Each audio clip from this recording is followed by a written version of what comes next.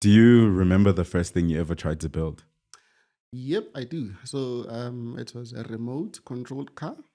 And you've got motors, those motors, because those old radios that used to Mm. play tapes. So you had motors, like small motors in there, and took those out, tried to create a remote control car, but the remote was actually like a connected wire into Yeah. the car. It wasn't the wireless one. Yeah. Tried to do that, and it actually worked. And I got fascinated with electronics because Mm. radios, so you take them apart and you'd see what's inside. That No, I don't think people naturally. Ekaya. They're listening like, to radio. And when everyone's sleeping, you're just like, no. yeah, like I just It's in hold on. Yivule You just want Lendo. to see what's in there. What's this thing talking in there? But when you get there, you see all of these components. You're like, "Ooh, okay. So what's happening Mm. here? What is this? So it was that, and I've been electrocuted a few times because you get shocked. So you get, you get. If it's connected and you're trying to steal things out, and the thing is Mm. connected, and then you get a bit. But it was that, and it did work. So it could go forward and go back. You just Mm. couldn't turn. It could go. It would just go straight. Yeah. But that was nice, and that was like my sort of introduction into electronics. And I was lucky to get into. So I studied at Umlazi Comtech. Mm. So it's a technical high school, and I got to do electronics from high school. So a lot of people also don't get those Oh, wow. opportunities because I went to a technical As a high school subject. as a subject. Yeah. Mm. So I chose to basically, so in grade 10, we had to choose whether you want to do biology, you want to Yeah, yeah, do yeah. accounting. Said I want to do electronics, and there was an electronics and electrical as well. So with that, then I started learning about all of these things, all of the components I used to see on the radio. I'm like, oh, there's something called a diode. Okay, nice. Mm. Now you actually get to study about it. So that was actually going to a technical high school. I think it was a good foundation for where I am now. Even though, as well, I feel like at the time we were not really told about the opportunities that are out there. Mm. Because, as I said, I went into something that I had no idea I would even do. I didn't even know what computer engineering was after high school. Mm. Um, But you know, at this time when you're telling your parents, mm, I want to go to a technical school yes. and engineering as a subject needs to be a focus of mine. Mm, I think most parents have a very traditional idea of careers, right? mm. Like doctor, teacher, lawyer, usually comes up on top. Yes. And then it sort of evolved to like accounting becoming Accounting. one of Yes. them and Yes. Yes. computer science Yeah. even. I think maybe now it's more computer science and over like the last 10, 20 years. Mm. So what do your parents think of this as you like focus on this? So And what was their reaction? actually, so I'm coming from a family. My father, believe it or not, used to work for the company that I do most of my work for now. Oh, So wow. he was more like an electrical person. He was an artisan at that company. So when I wanted to do electronics, it basically blended with what he was already familiar with. Mm. So for him to actually say, no, go for it. And the school was one of the top one. I mean, I'm coming from Umlazi, and going to Umlazi Comtech was like, okay, that's one of those schools. Oh, wow. And also because of the quality of education that you'd get, it was difficult to even get in. I mean, we had to do an interview from grade 8. So grade 8, Yo. so in grade 7, you go there for an interview so that you can get space for next year. But it's not just an interview. You write like tests. They test you. Mm. But so when I got in, everyone at home was excited. My mom was excited. Everyone is excited. And I'm a firstborn as well. So I'm the first one to go into this nice school that's got all of these new subjects with good technology stuff in it. So they accepted it and they were happy. And it's just, obviously, when you start talking about proper things like electronics, okay, what are you talking about now? They're not that familiar with that, Mm. but they were very happy with me doing electronics as a subject. Yeah. And how did you do in high school? And how did you just study? How did you decide what you wanted to study? So it was again based on that passion that so a lot of people thought I always had good marks at school. I was lucky to be one of Okay, them. let's be clear. What's good marks? No, good marks. Good marks is probably when you get like what, A's, B's. So it was a matter of, oh, you've got great marks from primary, because I used to be, I think, primary in the top 10. So, and it was nice to be like, I always fought to be in the top 10, because you get called and you go to the front and everyone was like, oh, there's the top 10. So with those good marks, and that carried on to high school. And then from there, I was like, me, I want to be an engineer because I'm very scared of blood. The other option was being a doctor. I'm very, very scared of blood. So I said, nope, I'm not doing Yeah. medicine. I'm not doing anything like that. I'm also very scared of flying. So things like pilot, no, not me. But engineering, I was actually fascinated by engineering and just wanting to create something. Just want to make something and make it work. Because I mean, we've got all of these things. We've got radios, we've got TVs. How do they work? And that was my curiosity. Is how do these things work? And if one day I could probably learn how to make one myself, to be nice. So that's Yeah. basically all of that. And them knowing that I used to play with the old crappy stuff. And like, go for it. We'll see. But also, after matric, you can always decide. If your marks are good enough, you can always go anyway, actually. So that's what they said. So that was nice. So you studied computer engineering, which is Yes. very different from computer science. It's very I different. think a lot of people know about computer science because those guys are the cool guys now. Yeah. Like they are So the computer science. They'll say, oh, you're in IT. It's like, yeah. computer engineering is totally different. Yeah. So how it happened was, so as I said, in high school, I got some good results, A's. So it was A's. I think my lowest mark in high school was a C, and there was one C. So one C, two B's, and everything else was straight A's. Clean. So yeah. So when I applied for a bursary, and when I applied, it was for computer science, because I knew computer science. I knew nothing about computer engineering. So then when I go there to now sign my contract for my bursary, because now I'm basically getting paid for to do computer science. The lady's like, your marks are too good, and we've got something a bit more challenging that you can do. It's called computer engineering. Like, okay, what is computer engineering? I want to do computer science. Then she said, no, it's actually a mix. It's a mix of computer science. So you still do computer science, but it's a mix with electronics engineering. Now, remember my passion, electronics. Like, okay, now this is a good balance in between. So I get to learn how to code, and I also get to learn basically how to make my radios that I want to make. And that's how I got into computer engineering, which was a proper 4-year degree. So computer science is a 3-year degree, but you can then do your honors and all of those things. Computer eng was a proper BSc 4-year degree, same as electrical engineering, same as, in fact, at Howard College at UKZN, it's under the same school. So it's a school of computer, electrical, and electronics engineering. So it's one school. It's just you major in different things. The other guys are electrical, the other ones are electronics, and we were computer engineering. Yeah. But yeah. So a lot of people didn't know about it. I think even now it's not as famous as the other ones, but it's something I would definitely advise a lot of youngsters to look into. I hope so. Because like I do also think that careers like this are not something that's, very everyone talking about it, right? Like these are very specific sectors where you're solving very clear problems for businesses, right? Yes. And as a computer engineer, what are the problems that you're solving in a company and like the things that you're doing as you do this work? So and I was lucky as a computer engineer now, when I completed my degree, I went into something called automation engineering, which also is something that's not spoken of. So a lot of people don't know what automation engineering is. Especially, I don't want to say this, but a lot of black people also don't have an idea of what automation engineering is. So, for example, now we eat.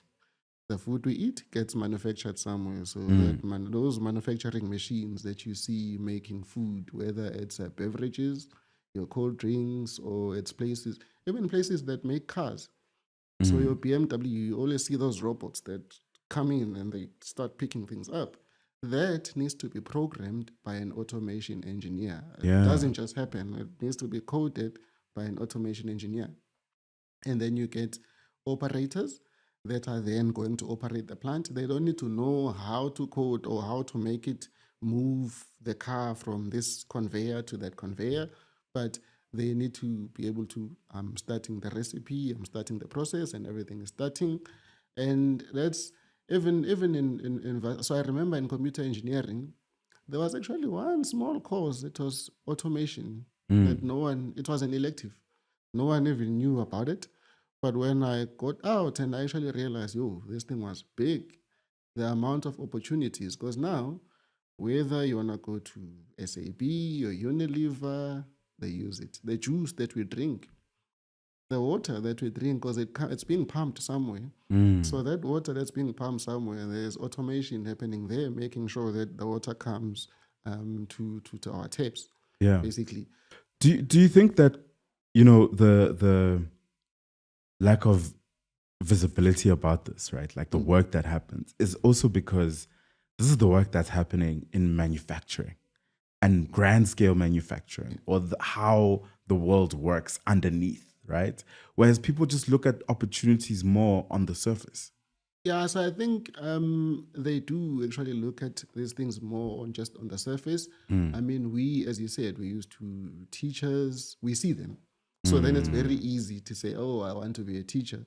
We know about doctors. If I'm sick, I go to a doctor. So everyone knows there's something called a doctor. But now you talk about automation engineering. What are you even automating? What are you even automating? So that's, but also what I would have liked if like a younger version of me, I think would have been finish high school, don't go straight into university, because there is like you're going blind. You don't really know what you want to do. You just want to do something so that you can get work. But you go, like what the other countries do, like take a gap year, for example, go and work in a company, go and be an intern somewhere, work for a year. Then there now you start understanding that, okay, if I become a programmer, this is what I'll be doing. If I become an engineer, this is what I'm responsible for. This is what I'll be doing. Like you get to see. Then when you go back and study, you understand the end goal. So we were sort of going in there blind. You don't really understand the end goal. I mean, you're doing things and you're thinking, I just want to get this thing done so that I can get my certificate. So it's not, it's things that are not being made famous, and a lot of people are not aware of them. They're just aware of the common stuff, but there's a lot more. It's just nice now. I mean, there's internet, there's everything now. So you hear a lot of AI. So I'm sure a lot of youngsters as well are interested in learning about AI because everyone is talking about it. But back then, it was that information was hush hush. It's not something that you found. It's not something that you found in common places. But we're just lucky to get in. So that's unbelievable. I think about your journey, and then I think about the business that you're running. And it's completely different world. Two different things, Tell me how you started Mowash. So Mowash was actually a problem of mine. So back in 2015, I'm basically an engineer working full-time. And for the company that I used to work for, so we used to travel. You know, we travel a lot. We'd go to Cape Town, go to Durban, because I was basically working at the head office, and we are now supporting all of these regions in the country, so we travel. Now, when I travel, I go on a Monday, I'm at the airport, fly out, and I leave my car there. Friday, I come back. I'm very tired. I was not home for the whole week, super tired. But now I've only got 2 days, either Saturday or Sunday, where I should be sleeping. Now I should go and wash my car. It's one of the things I need to do. I still need to go and buy groceries and all of those things and that, and also still leave as well. But I must also go and look at someone washing my car. And I said, no. Why am I watching someone just washing my car? It's interesting how you describe it. You don't say, I went to the car wash. You say, I go and watch someone wash my car. That's the thing. So that's the thing. I used to go there and I'm sitting there like, okay, so I now wake up as if I'm going to work because I want to be early as well. The issue is, so I live in Midrand. And the issue was in Midrand, basically, whether you wake up, whatever car wash you go to, you are going to stand in the queue. As soon as you're like 8 o'clock, you are going to stand in the queue. So now you waste more time. You waste time standing in the queue. And when they eventually get to your car, now you must sit and watch. And you're looking at them. Oh, now it's doing the windows. Now it's doing the tires. And then I said, nope, there has to be a better way I can get my car washed. This thing has to come to me. Somehow the car wash must just come to me because I'm not about this life of going to a car wash and wasting my time. Do you know, I think of the car wash process. Yes. You know, you say, the way you phrase it is, I must go somewhere and watch someone wash my car. Yes. Someone else might have a different experience of it where they think of it as more of a ritual for them, where it's like, it's a Sunday, I'm going to go to a specific car wash where there are specific people, or I'm part of some kind of small community of people that I like or I know. Yes. And there's a chisanyama, there's a thing, and it becomes more of like a small way of accessing a community. How do you think of these two people differently, especially when you start thinking about the solution that you want to build? So even with the shisanyamas and stuff, actually, wouldn't it be nice, or if I wanted to go and have meat, prime meat, I go to a place that makes the best meat. Doesn't matter whether they've got a car wash or it's in a building like this where there's no car wash, nothing. So instead of you going to a car wash and then having all of these extra things that are being done just so you can wait and feel a bit some convenience while waiting. So you go to, if I want to go and meet my friends, we go to a park. We go and relax at the park. The car wash is going to come to us. Yeah. If I want to go to a Shisanyama, we still go to a Shisanyama, but we choose our best one. We don't choose the one where there's a smaller queue. Because remember as well, those places get packed. So you might go there and you want to spend an hour, but you end up having to spend 4 hours because your car is now in the queue. Can't take it out. It has to be done. So now with the solution like Mowash, it gives you that flexibility to do what you want. So I want to go and chill with my friends at their place. No problem. We all go. We organize one of my friends, guys. We're going to chill at X's house. And then when we get there, we call the car wash. But now remember, it's the main driver is not the car wash. We're not going there to wash cars. We're going there to chill, to enjoy ourselves. Yeah. But while we're chilling, we are getting our cars done. And it doesn't matter where we're chilling. And also remember also these places as well, it might not be as comfortable as my house or my friend's house. Yeah. You're sitting in benches there. you may take it. You can't curate that experience. Yeah, you can't. So what does it look like to build this from an engineering standpoint as a product? Because now we're clear on what the solution was, right? You knew what you wanted, which is, I don't want to go to a place to go watch someone wash my car. Yes. I want to be able to buy back my time, one. Yes. And two, build convenience for myself and curate my own experience. Yeah. So what does it look like to build it as a product? So now to build it as a product, one, I think the biggest thing was to basically make it either the same as what you'd get in a car wash or better. That was the first thing. Like, people are not going to buy into this if I'm going to come there carrying a bucket and sunlight liquid to go and wash their cars. It has to feel and look exactly the same or even better. And it actually turned out to be better. Because now, like, okay, so car wash, professional equipment. Now you must start testing things and you must start buying things. I had to buy generators and buy tanks. People are like, yeah, but you need pressure on the tank to actually pull the water. Only to find out actually some machines can do the pulling. So now once you put all of these small pieces together, and I was able to fit all of that in one bag, because even that as well, to now organize all of these things and put them in one baggie that's going to go as a mobile car wash.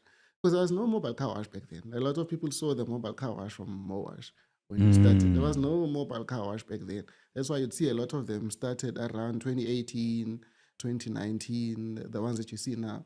We started back in 2016, and the thing was done from 2015.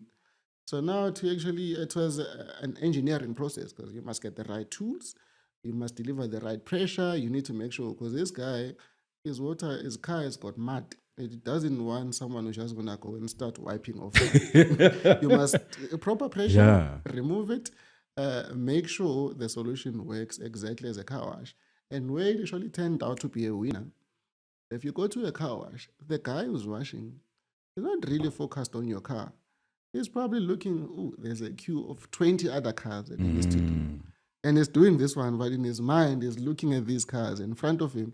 And maybe the other one is even super, super dating. Like, you know what, I just want to get them through. You get the experience of Mowash. When I come to your house, I've only got your cars there. Only your cars matter. I'm not seeing anything else. I'm just seeing your cars. But over and above that, where it also became like a nice selling point. So a lot of households don't only just have one car. I imagine as a father, the madam is like, okay, washing a car is your job. I'm not doing it. And then you're like, okay, so I must drive. Maybe it's nice if I'm driving mine and my friends, but I must go home, collect the wife's car, also drive it. The guys have already left because now you must also drive it and come back and wash it. So as soon as you've got more than one car in the household, it's also a problem. Whereas now with Mowash, we wash for families where they do family gatherings. 10 cars there. No one is, all they do is they just give us the keys. And also that was another big thing. We made it such that if I come to your house, I actually want nothing from you. I just want you to open the car. And that's it. So whether the tap is this way, no, don't worry. That's fine. The PowerPoint is this way, don't worry. The solution has got, we've catered for all of this thing in the design. So it's all there. Just give us the car and then we'll sort it out. Did it start as a fully blown app, or were you starting with like a web page? Or, I think now I've seen a lot of products being tested when someone is still trying to figure out about whether or not the solution works. The MVP usually looks like, you know what, we want to do this mobile car wash. Yes, but we'll start with just ask us on WhatsApp. And then we'll come. So me being a computer engineer now, that was a big advantage. It started straight as an app, created an app. There was no website, nothing. It was just, I wanted to, because now I could program, but also going into mobile development is another challenge on its own. So I wanted to learn how to make an app. But with that as well, as I said, I wanted to make a meaningful solution that's going to make a difference. It doesn't matter what it improves, as long as it makes something a bit better, which it turned out could save you a bit of time. You could rest, you could go and sleep a bit while the guys are busy washing your car. Because also it was more of a thing of how much do you know the value of your time, your hour? How much do you make per hour? Because you'd rather be making that money, maybe working remote, even in your house. Or if you're not making that money, at least you are sleeping and you are now getting energy to wake up and do more. So when you call these guys to come and wash, you get to do all of these things. You get to catch up on TV and you also get the biggest thing being with family. Because it's very difficult to take your family to the car wash. Your kids, I've got young boys, taking them to a car wash would be a nightmare. But you get to spend time with family as well. And yeah.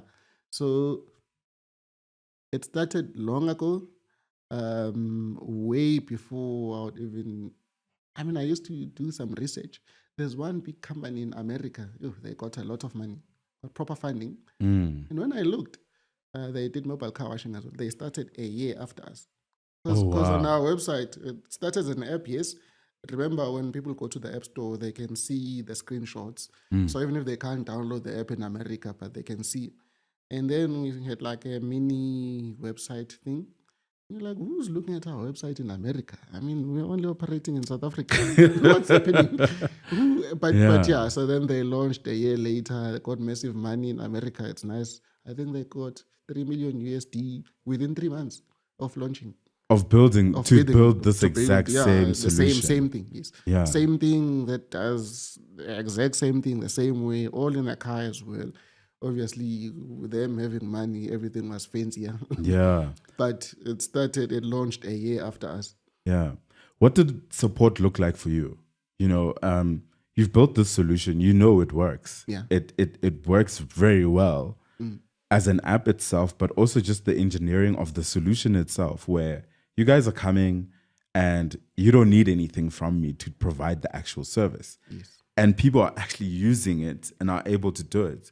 But did you have any kind of support from organizations or people to try and build this faster or better?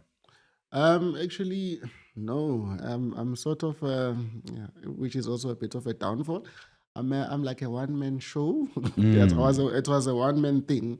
Basically, at the time, I was the developer, but my friends, because engineers, so their inputs as well. I've got a best friend of mine who's a software tester. So now to get that input that, hey, if this must work like that, it becomes a bit better. This must work like that. And they get to test for you without you spending money on a tester. So that was a nice support. And also just to get different views. Because as an engineer, it's very easy to do something that makes perfect sense to you. But when you take it to someone else, they're like, what is this? What are you doing? Yeah. Wow. Yeah. So, but there was support, definitely. And there was also support at home from the lady of the house. She basically allowed me to leave a very, very good job and go and do this thing. And she was like, yeah, the number one cheerleader. It's going to work. It's going to work. And the story was funny. I'll take you back to my personal life a bit, just for a few seconds at the time. So I left because, one, I'd been 5 years in this company. I've got a car, I've got an apartment that I'm paying for, and I knew if I leave, I'll pay off the car. And I've got no responsibilities, no kids, nothing. So I'm like, okay, I can afford to go and do this. I think we're living together with my partner at the time. So no kids, nice apartment, nice car. Okay, done. Living work. Decide. Sign everything. I'm gone. Feb 2017, done. First week of March, I decide I'm going to Durban. I'm visiting home. Celebrating now this. I'm free now. I can do my own stuff. I've got no one who's going to complain and want things from me. When I come back, she had like a pregnancy tester there. It was sitting there. I was like, what? Okay, so what is this thing now? Remember, one of the reasons why I left is because I've got no kids. But it was, and it was worse when we went for a proper scan. When they and the doctor is like, okay, I know you guys, there's someone coming. And then she says, when you see that blinking thing, it's the heart. Like, okay. And then the doctor was like, but doc, I'm seeing two blinking things. I'm not seeing one, I'm seeing two and they're separate. I can see they're separate. It turned out, so my firstborns are actually twins. And they came right at that time. And that actually pushed me as well. It was a big motivator to make this thing work. This is crazy. It was a funny one. Yeah, you leave because you've got and even in that situation, you're still having some support from it to say, hey, keep doing this, it's going to work. Yes. What does success look like right at the beginning? At the beginning, I think when you start a business, at the beginning, you've got these, you are not realistic. So like me, I was not realistic. You think, oh, okay, I'm going to start this thing 3 months. 3 months, I'll be profitable, and even your numbers. That's why when people are starting a business and they do a business plan before doing the actual work, you look at it and you're like, okay, it's like 3 months, I'll be making money. All these projections, it's all dreams. The projections, it's all there, dreams. Like, yeah. Until you start doing it, and you're like, no, this is not it. But success at that time is just make it work. As long as it works, make it work. And as long as some people are saying, hey, this is definitely solving my problem. If you are getting some positive feedback on it, then you work on it, you improve it. Because also we started as a mobile car wash. Like now we're a fully blown cleaning company. We basically couches, carpets, we get house calls as well to go and clean houses. So now it's no longer, it started as a car wash, and clients were like, if you guys can come and wash my car, why must I still take my carpet to a car wash? And they use the same equipment. You're like, oh, okay. Then you start listening to your customers. And when you engage with them, and you're actually lucky when your customers want to engage with you, when they come to you and say, hey, I want this thing to be like that. To me, I think that's where you start seeing a bit of, okay, I'm going somewhere. This is definitely success. This is what it looks like. Because that feedback means that this person cares. I love what this is doing for me. Yes. I need it to do even more. Yes. And I want you to build it for me. Exactly. They actually end up telling you. They actually end up giving you the scope. So if you listen to your customers and you talk to them, they give you they drive the direction of where this thing goes. Because remember, the whole point of it is not, yes, a business, you must make money. But the whole point of it is you are solving a problem for someone. Someone has got a problem, and you just want to make their life better. And as you start making it better, they actually start thinking of, but this other problem as well. This is related to what you've just solved. Can you not do this as well? And that's why I think with most systems, especially the tech systems, customer feedback is one of the most valuable things you can ever get, because from there, that's how you get better. And that's how you sort of understand where this thing of yours is going and what people want. Yeah. At the end, you don't want to build like a nice flashy app that doesn't solve a problem for anyone. You want to build something that solves a problem for someone. Yeah. Something that Mashud would be like, you know what, I'm willing to pay my money for these guys to come and do this thing. That's the thing that you want to build. How much is your engineering background and your dedication for solving a problem, how are they linked, right? Because I think like a lot of the work that you were doing in automation, in engineering, was solving problems in order to, build systems and, automate machinery to perform certain things. How much does that brain influence and really how does it shape you as an entrepreneur? Because I'm seeing like a lot of that solution building, how do we build this whole cleaning system into like a pack that can just be in a car and the customer does nothing. All they need to do is open the keys to their car or open the house, because now it becomes more home maintenance than just car maintenance. Yeah. How much is that engineering brain feeding into the entrepreneurship and building out the solution? So for me, especially with Mowash, that engineering background, it helped me a lot, especially. So I think a lot of people have got ideas. Ideas are everywhere. That's why you can never own an idea. Everyone, I've spoken to people who were like, back in 2012, I thought of this thing. But a lot of limitations with most people are they cannot do it. So they can think about it, but they've got no knowledge of what to do in order to do it. Now, having created systems and having worked in these companies and understanding that, hey, this is how data flows, was also like a simple thing. Oh, okay, you go in, we had Facebook at the time. You go to Facebook already. I can go into the app and I see the same information. I go into the website and I see the same information. How are these things linked? Oh, okay. And then you start servers and whatnot. But because you're already an engineer, it's very easy for you to think that way. Unlike someone who didn't do engineering. And I saved a lot of money as well, because when I was looking for developers, initially that was the idea. I'll get someone to do this for me. Looked, codes came back. I think 150K in 2015 was a lot of money. I said, never paying anyone to do this. I don't have that money. Not that I don't want to, but I don't have it. Now, and then it kicks in my head, dude, you, the programmer, you are paying the same person like you. So all of that experience then came into play now in me building my own solution from A to Z and getting it finished and getting it working, not just working as in it works today, tomorrow it doesn't work. No, it must work continuously. Once it works, it must work. So that engineering background was a big driver in that. Incredible. And obviously now as the model evolves, right? Like we start with cars, that's okay. Yes. And how do you and when do you make the pivot to more home maintenance? But also I remember a time where you guys switched or had a more B2B option where, a company has a fleet of cars. Yes. That fleet of cars needs to be maintained and cleaned. Yes. When do you do the B2B play, but also the pivot to more home maintenance versus just car? So we actually still do, I probably do a lot more business cars now. And it's probably something that we just don't advertise, Yeah. which is wrong. But we do a lot of businesses, fleet for businesses.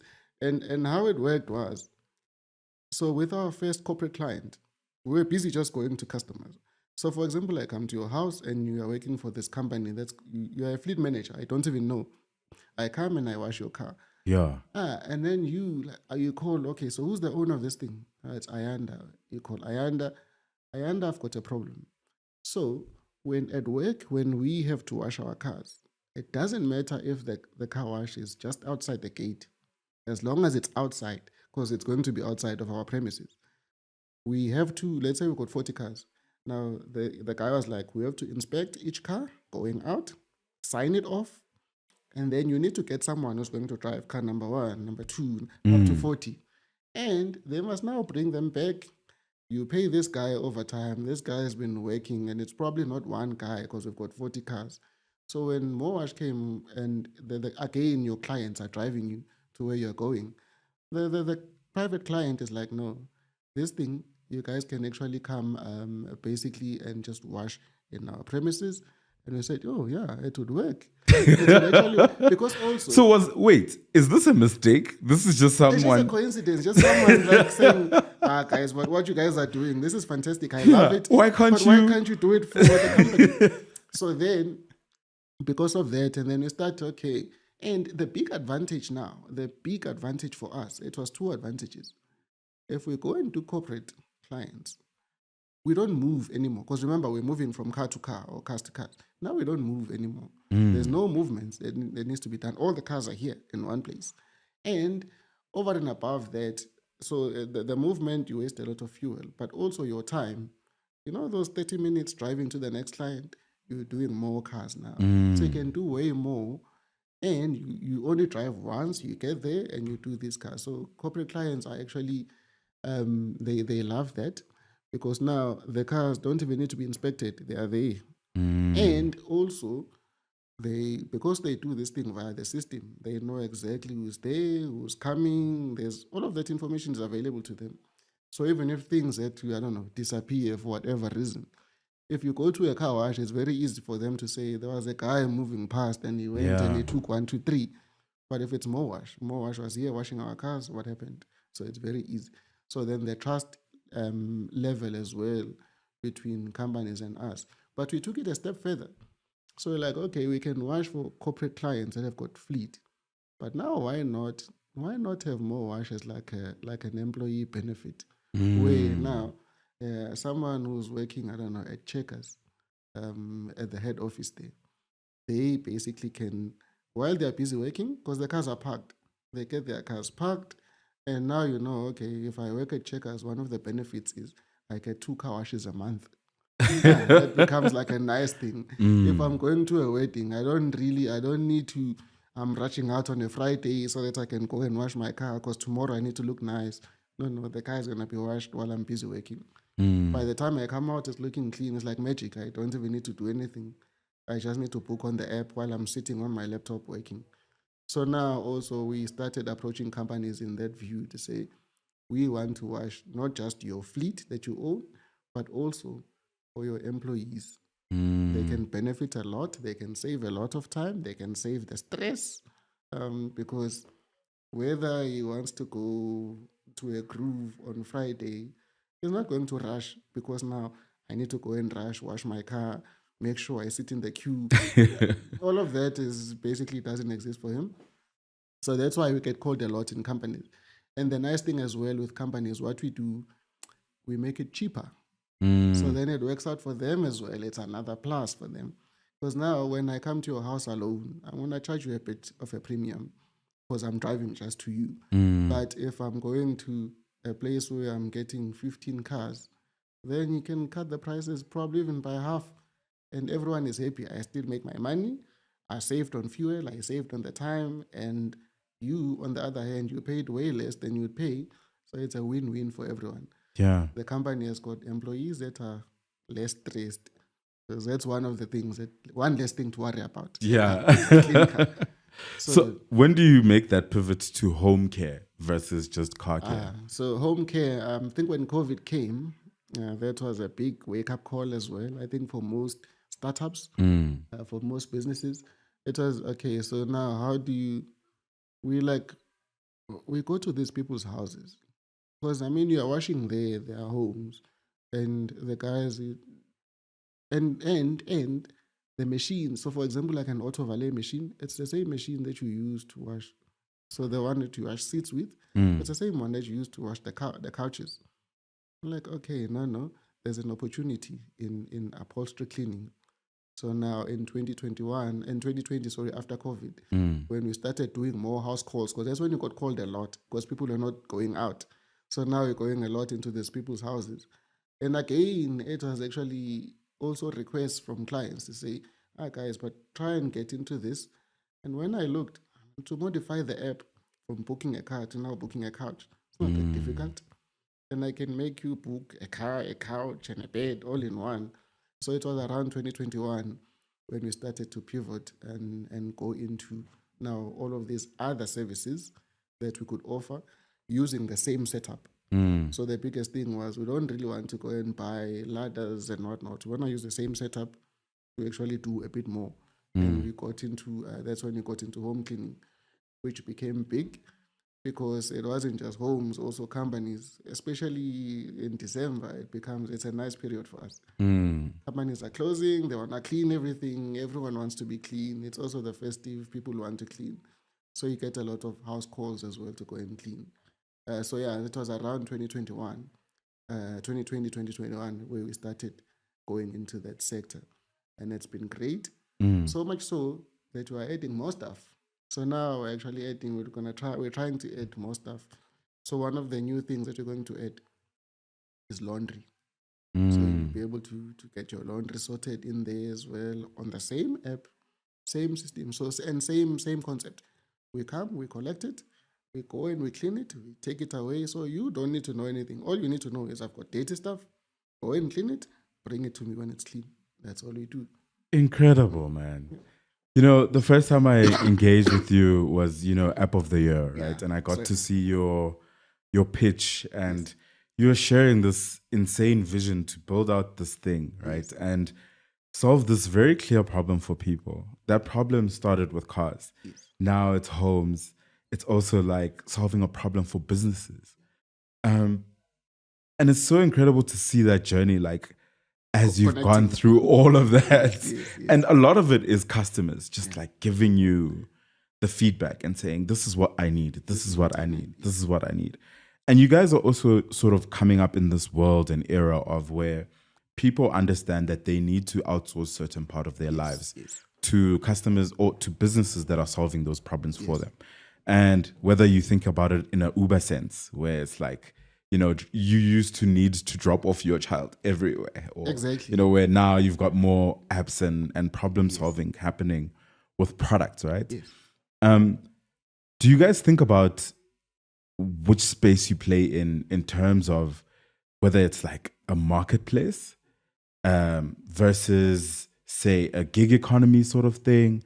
How do people become part of this ecosystem that you guys are building? Is everyone that is washing cars hired by you guys? Or are there opportunities where people can be a Mowasher? I don't know if that's a real thing. If I invented it, please, my brother, hey, please. Luckily, on our website, it's already there. Oh, damn it. Become a Mowasher. Become a Mowasher. But so, because when we started, it was very difficult to convince other people to buy into it. I mean, you want to build car washes that move and makes no sense. So I had to then invest my own money into it. Just put some money, buy a couple of cars, make sure they work. And then a lot of people became interested because, as you say, in this gig economy, now one of the big challenges was it's very difficult for a customer to find a service provider. Now, if you've got an app, you go and you look, there's Mowash and there's these teams and whatnot. You go and you select a lot of the work has been done for you, like the vetting and all of those things already done. So the becoming a Mowasher, we started opening the franchising opportunity. So you can also run your own Mowash in your own city where you are, and that's how we're able to expand. So right now we are in Gauteng, we are in Cape Town, and we are in Durban. The Gauteng region is still owned by Mowash, me mainly, and then Cape Town is franchised. So Cape Town is it's like Uber, as you said, it's the Uber of car washes. So Cape Town is franchised, Durban is also franchised, and anyone now who wants, so we've refined the model such that anyone who wants to become a Mo washer can actually apply. And we're launching a new website that's going to explain the whole process. What's your return on investment, for example? How long do you make your money back? And all of those things. So you can now become a Mo washer. It's not just our own thing. It's now a solution. And also with the app of the year that you mentioned, it gave us some nice fame because we started getting requests outside of South Africa. So a lot of requests outside, like your Kenya, Nigeria, Botswana. And Botswana, I get every now and then. It's like someone, can we please implement this thing in Botswana? Same solution. So it attracted people as well outside of South Africa. But I think when you go to those markets as well, we are not going to be probably going as Mowash, but going as like a franchise model. And we've got the full solution. We know exactly what needs to be done. We set them up, they operate, we take whatever piece we take, they take whatever they take. So yeah, you can become a Mowash now. Sorry, man. I'm just happy you've thought of this. Man, I really appreciated this conversation. Mainly just like you engineering solutions and building out something that helped people solve a really meaningful problem, but also how that looked for you. Yes. As a business, you still do consulting on the side and work. Yes. How important is it, to still do the consulting? Yes. And when you look at the business now, will you ever do you think do full-time only, just that? What is the balance there? So I think if I were to advise someone who want to do the same thing that I did, I'll probably not advise leaving work. And again, I think we make decisions based on these fairy tales that we tell ourselves at the beginning. It's going to be easy. People are going to buy. To get one customer is difficult. To get 10 customers is a nightmare. So if you've got something that can sort of balance out your life, I mean, we've got to pay for the kids. You've got to live as well. So if you've got something that can bring in some money, but you're still able to run the business, I would definitely suggest doing that. It's only when the business is so big that probably you can take every month, you can take maybe 2 times of what you get on the other side. Then you can probably consider leaving and then doing it full time.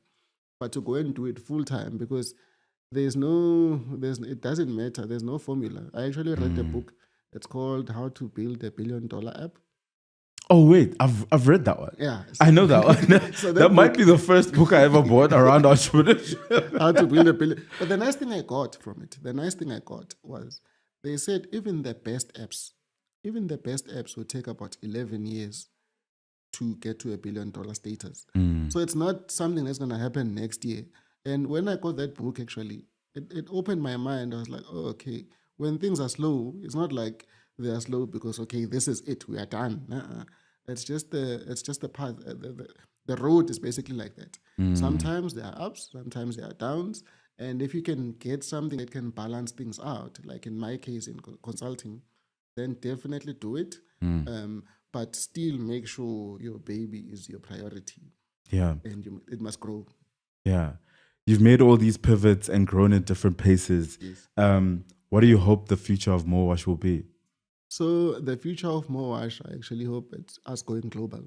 I want to build a global brand. Me and the team, basically, we want to build something that everyone can relate to. Something that can go even outside of South Africa, but even outside of Africa. I mean, why not?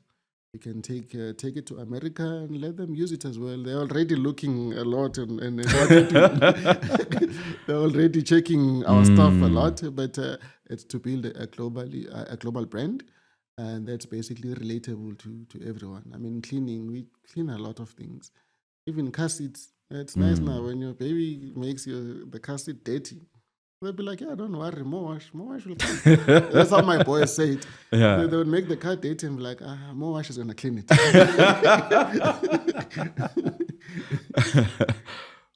Is there one thing that you wish you knew when you started this journey that you know now?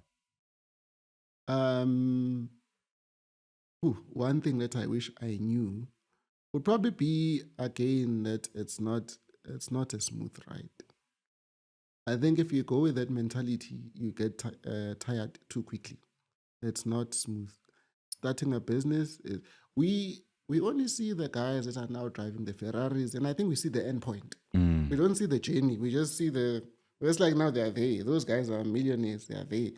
But the journey, probably it took that guy many years and many sleepless nights to actually get there. So I just, if I had known or had like a friend who was doing the same thing, just learn from them, it would have been nice. But I think a lot of people must not make a decision based on, we make decisions based on the best outcome. Yes, definitely plan for the best outcome, but or hope for the best outcome, but plan for everything. Plan for the worst case scenario as well. Have your plan Bs as well is very important. You don't want to do something that's going to burn you out and then you end up doing things that you shouldn't do. So do it, but understand it's a process. It takes time. Everything takes time. But once you get there, once it's working, and it's very nice to do something and say, yeah, I did that. I did that. That's very nice. But yeah. Man, all the best for this journey. Thank you so man. much. Thank you, Mashudi. Thank you for the invite as well. Thank you, man. Thank you. Thank you.